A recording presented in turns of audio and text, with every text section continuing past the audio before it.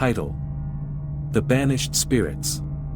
Main story: Mark, Maria, and Lisa had been best friends since their days at Harvard University. They would often get together and do exciting things, but this time they had decided to do something different. They had heard about the Ouija board and how it could communicate with the spirits of the dead. Being curious and brave, they decided to give it a try. The three of them gathered in Mark's apartment, where they set up the Ouija board on his coffee table. They lit candles and turned off the lights, and then they placed their hands on the planchette. They took a deep breath and asked if there were any spirits present. The planchette moved slowly, and they took it as a sign that they had made contact. As they continued to ask questions, the atmosphere in the room became increasingly tense. Suddenly, the planchette started moving rapidly, and the candles flickered. The room became colder, and they could feel a presence in the room with them. "Who are you?" they asked. The planchette spelled out a name, Goral, they had never heard before. They asked more questions, and the spirit revealed that it was malevolent and had been summoned to cause harm. The friends tried to end the session, but it was too late. The malevolent spirit had been unleashed. They tried to leave the apartment, but the door wouldn't budge. They were trapped. The candles flickered, and the room filled with an eerie green light. The walls started bleeding, and the furniture began to move on its own. They were in the presence of something evil.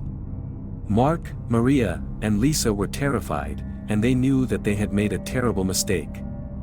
The malevolent spirit had taken over Mark's apartment, and they were its prisoners. They huddled together in fear, hoping that someone would come to their rescue. The malevolent spirit toyed with them, making them think they were safe before attacking again. Each time it attacked, it became more violent. They tried everything they could to get out, but nothing worked. The malevolent spirit had them trapped, and it wasn't going to let them go.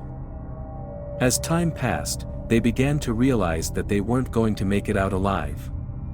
The malevolent spirit was too strong, and they were too weak. They huddled together, praying for a miracle. Suddenly, the room went quiet. The green light disappeared, and the walls stopped bleeding. They looked around, and everything was back to normal. They were confused and relieved, not knowing what had just happened. As they tried to leave the apartment, they found that the door was unlocked, and they could leave. They never spoke about what happened that night, but they knew that they had experienced something beyond their understanding. However, the experience left a lasting impact on them, and they couldn't shake off the feeling of being watched. They started experiencing strange occurrences in their own homes. Doors would slam shut on their own, objects would move without explanation, and they would hear strange noises in the middle of the night. It wasn't long before they realized that the malevolent spirit had followed them. It was still there, lurking in the shadows, waiting to strike again. They knew they had to do something to get rid of it. Mark, Maria, and Lisa went to see a psychic, hoping that she could help them. The psychic told them that they had indeed summoned a malevolent spirit and that it had attached itself to them. She told them that they had to perform a cleansing ritual to get rid of it. The friends followed the psychic's instructions and performed the ritual. It was a harrowing experience, but they managed to banish the malevolent spirit. They breathed a sigh of relief, feeling like a weight had been lifted off their shoulders. However, they knew they could never forget what they had been through. They had learned a valuable lesson and knew that they should never mess with things they didn't fully understand. They also knew that the malevolent spirit was still out there, waiting for someone else to summon it. Mark, Maria, and Lisa became advocates for warning others about the dangers of the Ouija board. They wanted to prevent others from making the same mistake they did. They knew that the malevolent spirit was out there, and it was up to them to warn others and prevent it from causing harm again. The three friends moved on with their lives, but they never forgot the horror they had experienced that night. They knew that they had been lucky to survive, and they hoped that their warning would prevent others from making the same mistake they did. The malevolent spirit may have been banished, but they knew that there were other dangers out there, waiting to be unleashed. As time passed, Mark, Maria, and Lisa tried to move on from the traumatic experience they had faced. But they all struggled with nightmares and paranoia, constantly checking over their shoulders and feeling like they were being followed. One day, Mark received a strange package in the mail. It was a small wooden box with strange symbols carved into it. He didn't recognize the sender's name, but when he opened the box, he found a note that read, "You can't escape me." Mark's heart sank as he realized that the malevolent spirit had somehow found them again. He immediately called Maria and Lisa, and they decided to meet up to discuss what to do next. As they sat in Maria's apartment, they heard a strange noise coming from the other room. They cautiously approached the source of the noise and found the Ouija board they had used months ago, sitting in the center of the room. Without warning, the room plunged into darkness, and the trio felt a cold, menacing presence surrounding them.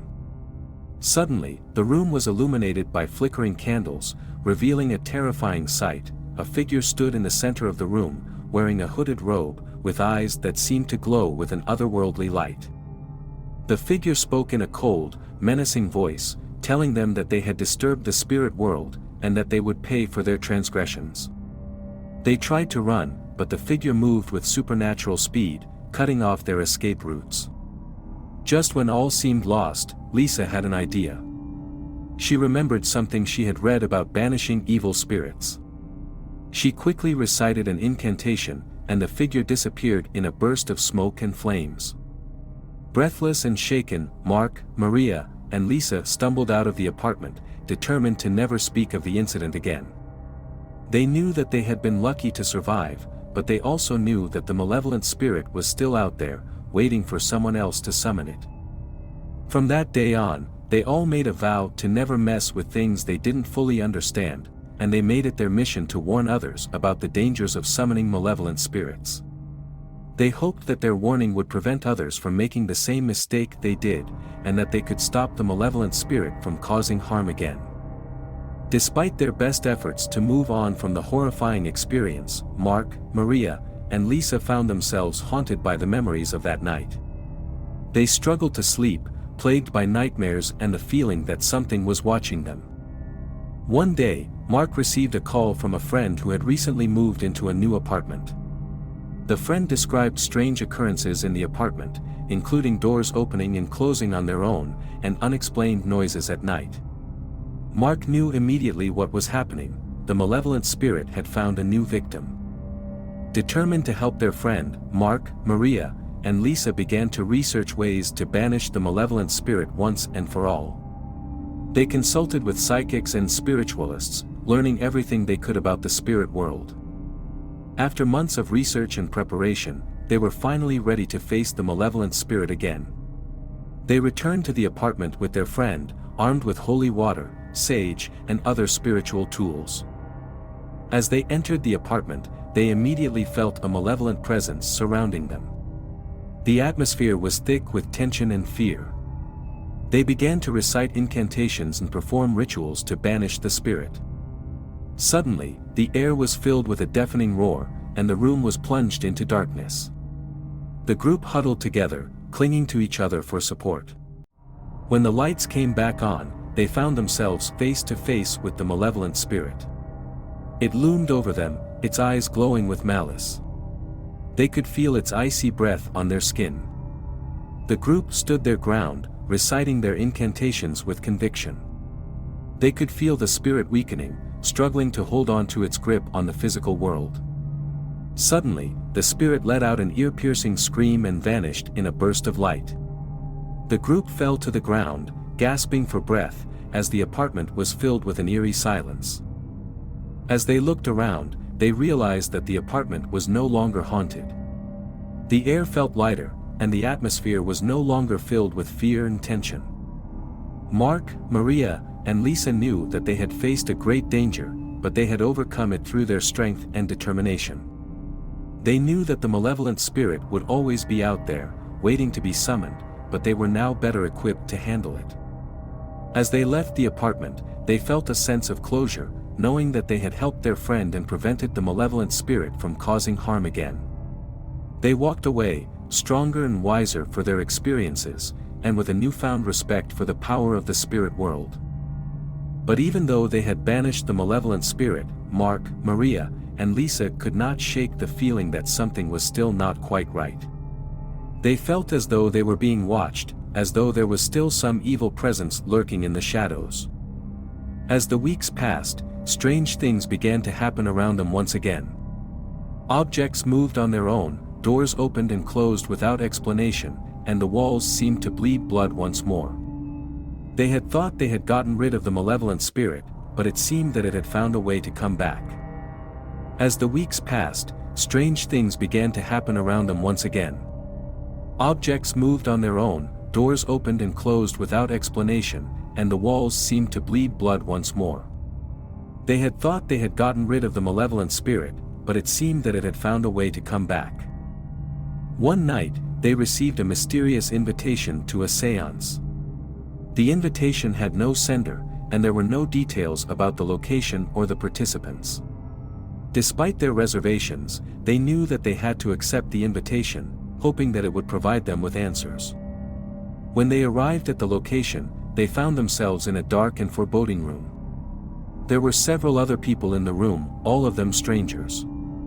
They could feel the tension in the air, and the fear in the eyes of the other participants. As the séance began, they could feel the malevolent spirit manifesting itself once more. The room was filled with a cold wind, and the atmosphere was charged with electricity. They could hear the spirit's voice, taunting them, and promising them eternal torment. Mark, Maria, and Lisa refused to be intimidated. They began to recite the incantations they had learned, hoping to banish the malevolent spirit once and for all. The other participants in the room joined in, their voices blending together in a chorus of defiance. As they recited the incantations, they could feel the malevolent spirit weakening. They could see its form beginning to fade away, and its voice growing weaker. They knew that they had succeeded once again.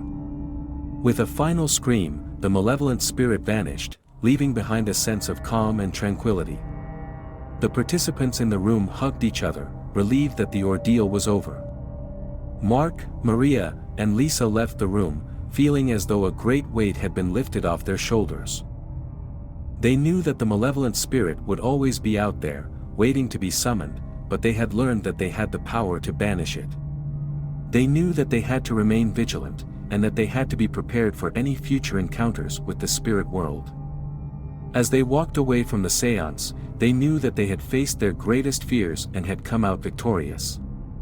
They knew that they were stronger and wiser for their experiences, and that they could face any challenge that came their way. But little did they know that their victory had come at a terrible cost. As they walked through the empty streets of the city, they noticed that the world around them was not as it seemed. The buildings were twisted and distorted, the sky was an eerie shade of green, and the air was thick with the stench of decay. They realized that they were trapped in a nightmare realm, where the rules of reality did not apply. The malevolent spirit had tricked them, and had pulled them into its own domain, where it had complete control over their fate. As they wandered through the nightmarish landscape, they were pursued by grotesque and twisted creatures, creatures born from the darkest depths of their own fears and nightmares. They fought valiantly, using all the skills they had learned from their encounters with the spirit world, but the creatures were relentless, and seemed to grow stronger with each passing moment. Finally, they came face to face with the malevolent spirit itself. It was a towering monstrosity, with writhing tentacles and a face that seemed to shift and contort with every passing moment. It spoke to them in a voice that was both mocking and seductive, promising them power and pleasure beyond their wildest dreams if they would only surrender to its will. Mark, Maria, and Lisa knew that they had only one chance. They summoned every ounce of strength and willpower they possessed, and launched a final assault on the malevolent spirit, using all the incantations and rituals they had learned. Their attack was successful, and the malevolent spirit was banished once and for all. But the victory had come at a terrible cost. Mark, Maria, and Lisa were forever changed by their experience, and would never be able to forget the horrors they had witnessed. From that day on, they knew that they could never let their guard down, and that they would always be vulnerable to the malevolent spirits that lurked in the shadows. They had faced the darkness, and had emerged victorious, but they knew that the battle would never truly be over. The end.